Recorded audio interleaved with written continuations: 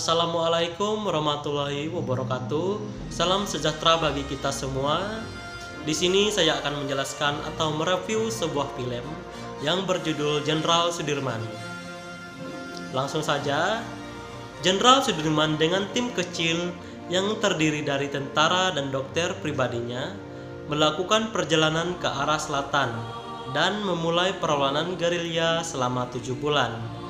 Di saat itu, para pemimpin politik sedang berlindung di Keraton Kesultanan usai Yogyakarta jatuh ke tangan Belanda pada agresi militer II.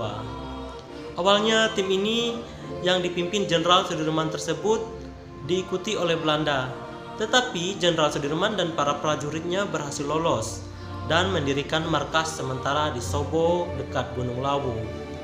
Pada waktu itu Bung Karno dan Bung Hatta ditangkap dan diasingkan Belanda yang mengakibatkan pemerintahan lumpuh.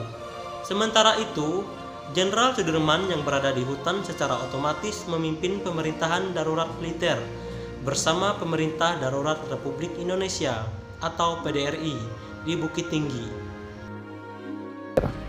Dia itu dulunya peta. Peta itu bentukan Jepang. Semua kolaborator Jepang harus disingkirkan.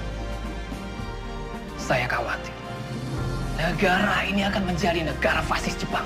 Merdeka 100%! Selama gerilya, dengan perintah dan strateginya, ia mampu memimpin aktivitas militer di Pulau Jawa, termasuk serangan umum 1 Maret 1949 di Yogyakarta yang diusulkan Sri Sultan Hamengkubuwono IX. Jenderal Sudirman menjadikan Pulau Jawa sebagai medan perang gerilya yang luas dan membuat Belanda kehabisan logistik dan waktu. Dalam film ini diceritakan bahwa Jenderal Sudirman berjuang dalam keadaan sakit parah, yaitu paru-paru sebelahnya terluka. Tetapi dengan semangatnya, sang jenderal terus melakukan perjuangan sebagai rasa cintanya pada tanah air. Beberapa kali Jenderal Sudirman berhadapan dengan tentara Belanda, tapi mereka tidak berhasil menangkapnya. Tim gerilya yang dipimpin Jenderal Sudirman mampu membuat pasukan Jenderal Spur frustasi, walaupun mereka sudah mengerahkan armada darat dan udara karena di medan perang tidak dapat menguasai. Kerjasama antara TNI dan rakyatlah yang akhirnya memenangkan perang, yang membuat Belanda akhirnya menghentikan agresi militernya dan mengakui kedaulatan RI secara utuh.